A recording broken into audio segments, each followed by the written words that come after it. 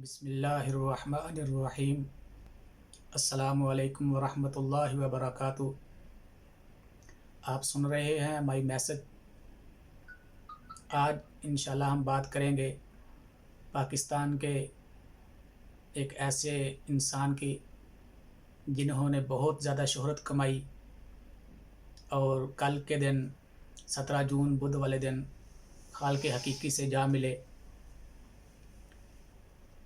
मेरी मुराद वो इंसान है जो जब माइक पकड़ता और बोलना शुरू करता तो सबसे पहले उनके अल्फाज ये होते थे, इब्तदा करता हूँ कदीमो कायमो कय्यूम जनाब बारी के नाम से।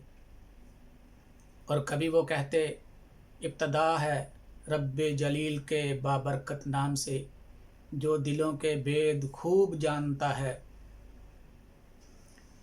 कल के दिन तारक अजीज़ साहब इस दुनिया फ़ानी को छोड़ गए। गो के हर इंसान ने इस दुनिया से जाना है और वो अपनी बेहतरीन ज़िंदगी गुजार कर अपने रब के पास पहुँच गए। इन्ना लिल्लाहि व इन्ना इलैहि राजिऊन। बेशक हर किसी ने वापस जाना है। तो मैं इंशाल्लाह आज आपको तारक अजीज़ के बारे में तमाम बातें मुख्तसर वक़्त में आपके सामने उनकी ज़िंदगी के मुख्तलिफ़ पहलू को अयां करूँगा। ऐसी मालूमात जो शायद पहले आपके पास कम हों या उसके बारे में मालूमात ना हों, तो उससे पहले आपसे रिक्वेस्ट है कि आप माई मैसेज चैनल को सब्सक्राइब भी करें, शेयर भी करें और बेल आइकॉन के बटन को प्रेस करें ताकि इस तरह की मज़ीद मालूमाती वीडियो आप तक पहुंचती रहें। तो स्टार्ट करते हैं तारक अजीज़ साहब के बारे में कि तारक अजीज़ साहब 28 अप्रैल 1936 के अंदर हिंदुस्तान में जलंधर शहर में पैदा हुए। उस वक़्त हिंदुस्तान पर अंग्रेज़ की हुकूमत थी और तहरीक पाकिस्तान का भी आगाज़ हो चुका था। सबसे पहले आपको तारक अजीज़ साहब के वालिद साहब के बारे में बताना चाहूँगा कि तारक अजीज़ साहब के वालिद साहब का नाम मियाँ अब्दुल अज़ीज़ था। इनका ताल्लुक़ अराइन बरादरी के साथ था। तारक अजीज़ साहब के वालिद साहब उस वक़्त यानी पढ़े लिखे इंसान थे, अखबार में भी काम करते थे और सरकारी मुलाज़िम भी थे। तारक अजीज़ साहब के वालिद साहब वो पाकिस्तान तहरीक पाकिस्तान के दीवाने रुकन थे कि जिन्होंने पाकिस्तान बनने से 10 साल पहले तकरीबन अपने नाम के साथ मियाँ अब्दुल अज़ीज़ पाकिस्तानी लिखना शुरू कर दिया। अब आप हजरात सोचेंगे कि पाकिस्तान बना 1947 के अंदर और तारक अजीज़ साहब के वालिद ने अपने नाम के साथ 10 साल पहले पाकिस्तान लिखना शुरू कर दिया, ये कैसे हो सकता है? तो जनाब मैं आपको बताता चलूँ कि 1930 के अंदर शायर मशरक़ अल्लामा इकबाल ने एक अलग रियासत का तसव्वुर मुसलमानों को दिया, एक तसव्वुर पेश किया कि मुसलमानों की एक अलग रियासत होनी चाहिए। अल्लामा इकबाल के इस तसव्वुर के बाद 1933 के अंदर गुज्जर फैमिली से ताल्लुक़ रखने वाले गुज्जर फैमिली के एक फ़र्जंद चौधरी रहमत अली, अल्लाह उनके करोड़ों पर कब्र पर करोड़ों रहमतें नाज़िल फरमाए, चौधरी रहमत अली ने उस तसव्वुर के सफ़र को आगे बढ़ाते हुए उस रियासत का नाम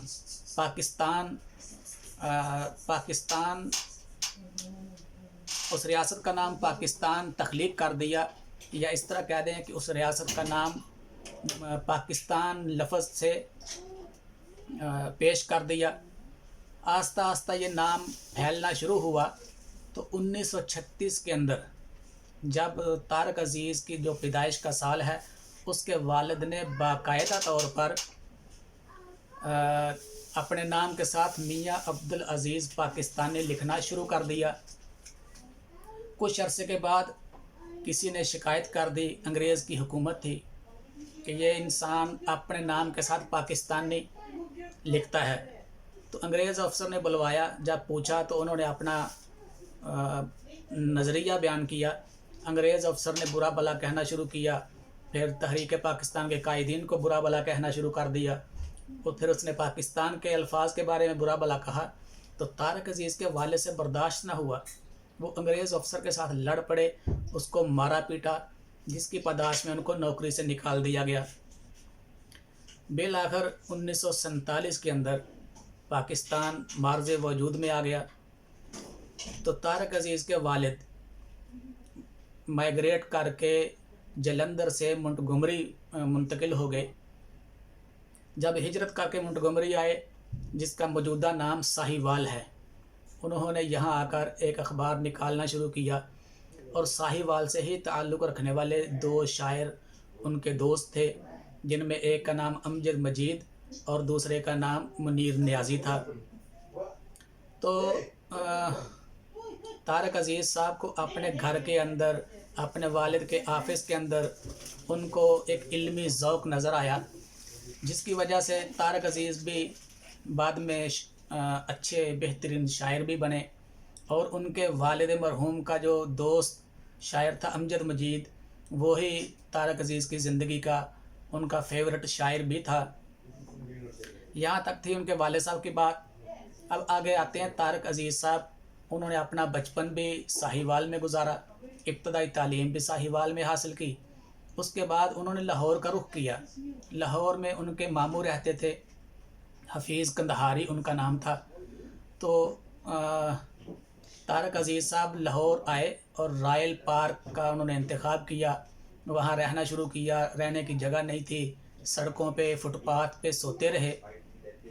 پھر رائل پارک کے اندر ہی ایک شیخ بلڈنگ موجود تھی، جس میں اس وقت کے ادیب، شاعر وغیرہ رہتے تھے۔ ان میں ایک بڑا معروف نام بھی تھا، جو اپنے وقت کا ایک درویش شاعر تھا، جس کو دنیا آج بھی ساگر صدیقی کے نام سے جانتی ہے۔ تو ساگر صدیقی صاحب کے ساتھ بھی تعلق واسطہ ہوا، کیونکہ ان کے ماموں جو تھے حفیظ قندہاری، ان کا حلقہ احباب بھی ایسے ہی لوگوں والا تھا، علمی، ادبی، شاعر لوگوں سے ان کا تعلق واسطہ تھا۔ اس وجہ سے ان لوگوں سے تعلق بنا، اور آخری وقت تک بھی جب کبھی سوال کیا تو طارق عزیز صاحب یہ کہتے تھے کہ ساگر میرا یار تھا۔ اس دوران ان کی پیشہ ورانہ زندگی کا آغاز ہوا۔ اس سے پہلے بہت مشقتیں برداشت کیں۔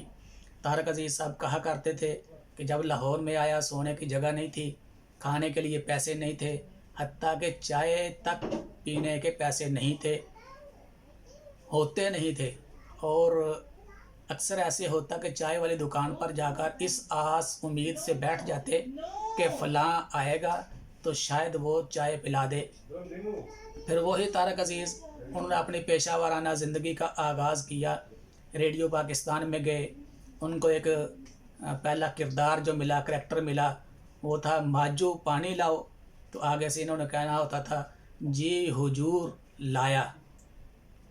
اس کے بعد طارق عزیز صاحب اپنی منزل طے کرتے ہوئے ایسا وقت آیا کہ 1964 کے اندر پاکستان ٹیلی ویژن کا آغاز ہوا۔ تو اللہ نے ان کی قسمت میں وہ چیز لکھی تھی، وہ اعزاز لکھا تھا کہ طارق عزیز صاحب نے پاکستان ٹیلی ویژن کا سب سے پہلا اناؤنسر ہونے کا اعزاز اپنے نام ان الفاظ کے ساتھ کیا کہ آج 26 نومبر بروز جمعرات شام کے 6:30 بج رہے ہیں، آپ پاکستان ٹیلی ویژن دیکھ رہے ہیں۔ پاکستان ٹیلی ویژن سروس کی جانب سے طارق عزیز آپ سے مخاطب ہے۔ اب سے کچھ دیر پہلے جنرل ایوب خان نے پاکستان ٹیلی ویژن کی نشریات کا افتتاح کیا ہے، اور اب ہم آپ کو موسم کا حال بتائیں گے۔ یہ وہ الفاظ تھے جو طارق عزیز نے بول کر پہلا نیوز کاسٹر ہونے کا اعزاز اپنے نام کیا۔ پھر اللہ نے ان پر ترقی کے راستے کھول دیے۔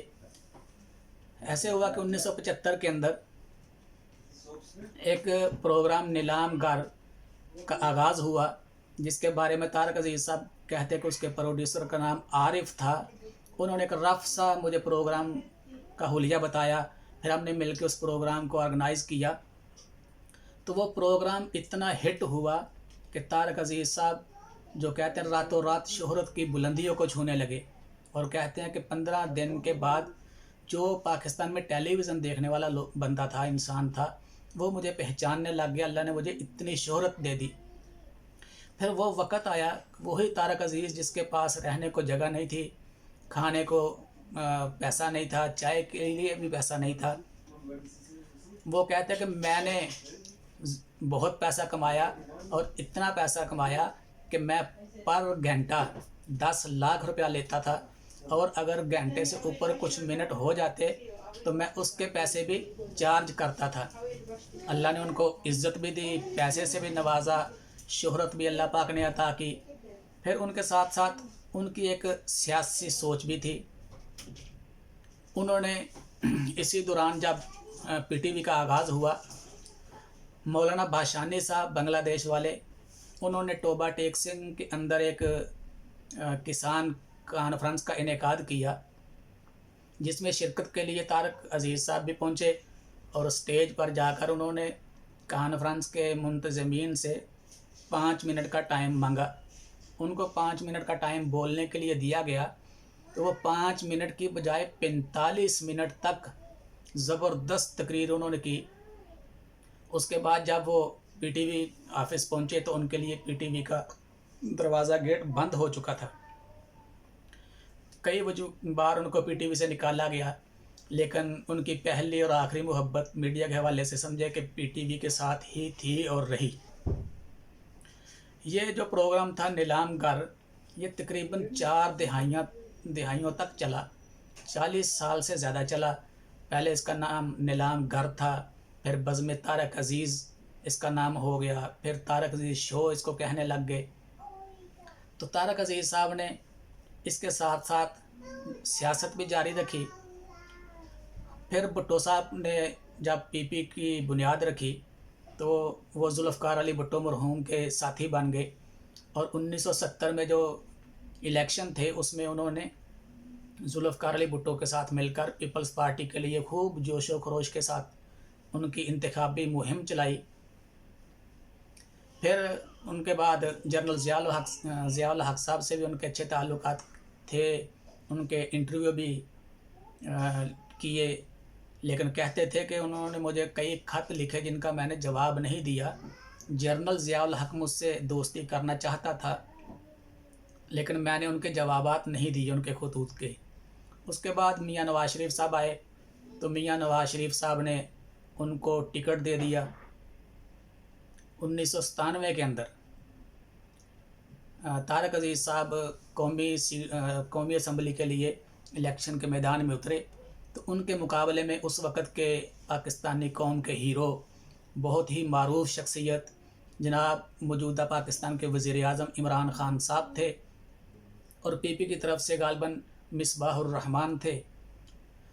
तो वो इलेक्शन एक मारूफ आदमी के मुकाबले में जब लड़ा, तो इमरान ख़ान साहब का वो जो कि पहला इलेक्शन था, उनको 4000 वोट मिले, और तारक अजीज़ साहब 50,000 वोट लेकर कामयाब हुए और कौमी असम्बली के मेंबर मुंतखब हो गए। तारक अजीज़ साहब की खिदमात को देखते हुए हुकूमत पाकिस्तान ने 1992 के अंदर उनको हुस्न कारकर्दगी के तमगे से भी नवाजा। जो 1997 वाला इलेक्शन वो जीत कर कौमी असम्बली में पहुँचे, तो शायद आप हजरात को मालूम होगा कि उस वक़्त सुप्रीम कोर्ट पर हमला हुआ था, जिसमें तारक अजीज़ साहब का नाम भी आया। तो तारक अजीज़ साहब कलमा पढ़ कर कहते थे कि मैं उस हमले में शरीक नहीं था, उस साजिश में भी शरीक नहीं था। बहरहाल मैं उस साजिश करने वाले और हमला करवाने वाले को जानता ज़रूर हूँ। जब वो केस चला तो उसमें तारक अजीज़ साहब नाअहल हुए, उनको सज़ा हुई। फिर एक मौके पर तारक अजीज़ साहब 1 साल तक हैदराबाद जेल में भी रहे। तारक अजीज़ साहब अपनी ज़िंदगी की मनाज़िल तय करते हुए, सियासी तौर पर चलते हुए, उनकी सोच भी बदलती रही। इंसान ज़िंदगी के साथ साथ उसकी सोच में तब्दीली आ जाती है। 23/5/2016 को दुनिया न्यूज़ के प्रोग्राम मुज़ाकरात में उनसे सवाल किया गया کہ کیا آپ سیاست سے کنارہ کش ہو چکے ہیں؟ تو انہوں نے کہا کہ کینسر ایسی بیماری ہے جس کا علاج ہونے کی امید ہو سکتی ہے، لیکن سیاست ایک ایسی بیماری ہے جس کا کوئی علاج نہیں، یہ لا علاج بیماری ہے۔ تو ان سے پوچھا گیا کہ آپ آج کل تو سیاست سے الگ ہیں، نظر نہیں کہیں آ رہے، تو آپ کے خیال میں پاکستان میں چینجنگ کون لا سکتا ہے؟ تو انہوں نے وہاں جواب دیا کہ وہی بندہ جن کو میں نے شکست دی تھی، میری مراد عمران خان ہے، کہ میری امیدیں اس سے وابستہ ہیں کہ وہ پاکستان میں تبدیلی لا سکتا ہے۔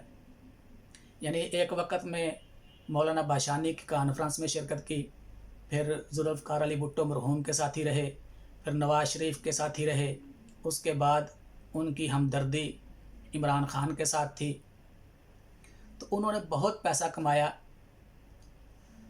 پھر ان سے پوچھا جاتا تھا کہ آپ کے بہترین رائٹر کون ہیں؟ جیسے شاعر ان کے والد صاحب کے دوست امجد مجید صاحب تھے، تو وہ کہتے میں نے اپنی زندگی میں مولانا ابوالکلام آزاد کو بہت پڑھا ہے۔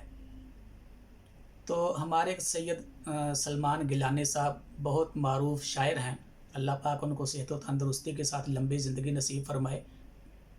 وہ ایک واقعہ سناتے ہیں کہ میرا اور طارق عزیز صاحب کا یورپ کے ایک ملک کا سفر ہوا، وہاں ایک اسلامک سینٹر کی بنیاد رکھنی تھی اور فنڈ ریزنگ کا پروگرام تھا۔ جب ہم لوگ وہاں گئے تو محفل شروع ہوئی، قاری صاحب نے قرآن پاک کی تلاوت کی، تو لوگوں نے سبحان اللہ کہنے کی بجائے تالیاں بجا کر داد دی، اور جب میں نے نبی پاک علیہ الصلوۃ والسلام کی شان اقدس میں نعت پڑھی تو لوگوں نے سبحان اللہ ماشاء اللہ کہنے کی بجائے تالیاں بجا کر مجھے داد دی۔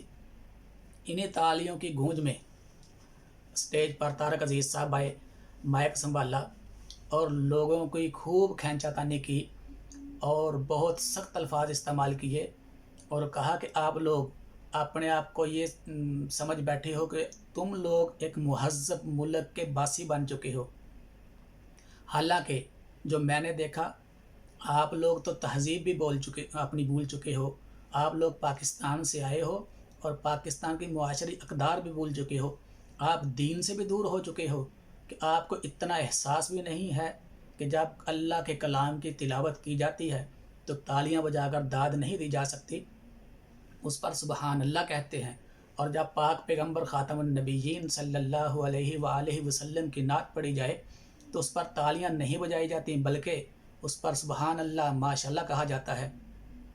تو اس واقعہ سے ان کی ایمانی غیرت کا بھی پتہ چلتا ہے کہ وہ ان کے اندر اللہ نے ان کو بلا کا حافظہ دیا تھا اور بہت مطالعہ میں بھی وسعت تھی۔ پھر ابوالکلام آزاد رحمۃ اللہ علیہ کو بھی پڑھا ہوا تھا، تو ایمان کے حوالے سے انہوں نے کمپرومائز نہیں کیا۔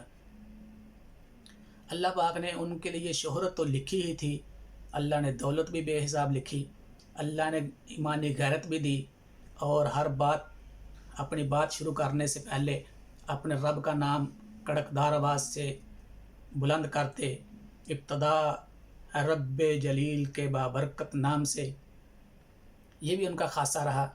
پھر ان کا ایک جملہ بہت مشہور ہوا، دیکھتی آنکھوں سنتے کانوں اور آپ کو طارق عزیز کا سلام پہنچے۔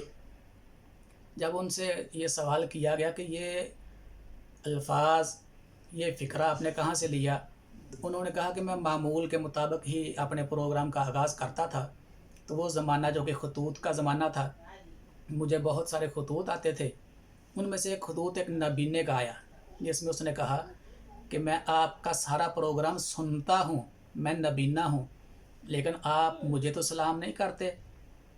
تو اس کے بعد کہتے اللہ نے میرے ذہن میں ڈال دیا تو میں نے یہ الفاظ بولے، یہ وہ الفاظ تھے جو ان کی شناخت بن گئی، دیکھتی آنکھوں سنتے کانوں اور آپ سب کو طارق عزیز کا سلام پہنچے۔ ان الفاظ کی وجہ سے بھی ان کی شہرت میں بہت اضافہ ہوا۔ تو ان کا بہترین فیورٹ شاعر امجد مجید، فیورٹ رائٹر ابوالکلام آزاد تھے۔ طارق عزیز صاحب بذات خود بھی شاعر تھے، सियासतदान भी थे, अदीब भी थे और मुफक्कर भी थे, पाकिस्तान के मुहिब थे। यानी तारक अज़ीज़ पाकिस्तान से मोहब्बत करने वाला इंसान था। फिर तारक अज़ीज़ साहब की शादी पेशावर में हुई। उनकी बीवी डॉक्टर हाजरा उनका नाम है। अल्लाह पाक ने उनको एक बेटा दिया जो बचपन में ही फौत हो गया। तो तारक अज़ीज़ साहब ने अपने जितने असासे थे, जितनी विरासत थी, वो अपनी वसीयत के मुताबिक हुकूमत पाकिस्तान को दी। उनके हुकूमत के हवाले की अपनी वसीयत के मुताबिक कि मेरे तमाम असासे पाकिस्तान के लिए हैं, और वो तमाम असासे छोड़कर इस दुनिया से चले गए। तारक अज़ीज़ साहब ने अपनी भरपूर ज़िंदगी गुजारी। उनका जिस दिन उनकी वफ़ात का दिन था 17 जून को, बुध वाले दिन सुबह को उन्होंने नाश्ता किया। ठीक थे, शुगर के मरीज़ तो थे, तो सुबह को नाश्ता किया। नाश्ता करने के बाद कुछ देर के बाद अपने ड्राइवर, जिसका नाम अमजद अली है और तकरीबन गुज़श्ता 10 साल से वो उनका ड्राइवर है। तो तारक अज़ीज़ साहब की रिहाइश लाहौर गार्डन टाउन में थी, अब भी है। उनकी बेवा वहाँ उनका घर है। तो ड्राइवर को कहा कि मैंने हॉस्पिटल जाना है। अपनी वाइफ को भी लिया, यानी उनकी वाइफ भी साथ थी। ड्राइवर भी गाड़ी में बैठे और हॉस्पिटल के लिए निकले। रास्ते में जाकर वाइफ को, ड्राइवर को कहा कि लगता है मेरा आखिरी वक्त आ गया है। उन्होंने हौसला दिया कि नहीं, इंशाल्लाह हम जल्दी हॉस्पिटल पहुंच जाते हैं, आप फ़िक्र ना करें। तो हॉस्पिटल पहुंचने से पहले ही तारक अज़ीज़ साहब इस दुनिया से रुखसत हो गए। और 1936 में तुलू होने वाला ये आफ़ताब 14 जून 2020 को गुरूब हो गया और दुनिया को बता गया कि देखो, दुनिया में माल की चाहत रखने वाले और माल पर सांप की तरह बैठने वालों को वो एक सबक दे गए कि औलाद भी अल्लाह की ज़ात देती है, नफ़ा नुकसान की मालिक भी अल्लाह की ज़ात है, इज़्ज़त शोहरत देने वाली भी रब की ज़ात है, और जो रब देता है उसके लिए सारा कुछ वक़्फ़ कर दो। तारक अज़ीज़ साहब इस दुनिया को छोड़कर, दार फ़ानी को छोड़कर आखिरत को चले गए। और सोगवारान में उनकी बीवी डॉक्टर हाजरा और 22 करोड़ पाकिस्तानी अवाम सोगवारों में शामिल है। हम सब को चाहिए तारक अज़ीज़ साहब के लिए इसाले सवाब भी करें। और तारक अज़ीज़ ने जिस तरह अपनी भरपूर ज़िंदगी गुजारी, तकरीबन 84 साल उन्होंने गुजारे, अल्लाह पाक उनको जन्नतुल फिरदौस में आला मुकाम अता फ़रमाए। तो नाज़रीन, मैंने आपको तारक अज़ीज़ साहब के हवाले से मुख्तसर बताया, उनके वाला साहब के बारे में, उनकी सियासत के बारे में, उनकी जिद्दोजहद के बारे में, PTV का सफ़र नीलामगर से बज़्म तारक अज़ीज़ तक, और उनकी औलाद के हवाले से, ड्राइवर, बीवी के हवाले से। उम्मीद है आपको ये मालूमात अच्छी लगी होंगी। आइंदा भी ऐसी ही वीडियो सुनने के लिए माई मैसेज चैनल को सब्सक्राइब करें, इसको दोस्तों के साथ शेयर करें, लाइक भी करें और बेल आइकॉन के बटन को दबा दें ताकि जो भी नई वीडियो आए वो आप तक पहुंच सके। अगली वीडियो तक के लिए इजाज़त। अल्लाह हाफिज़।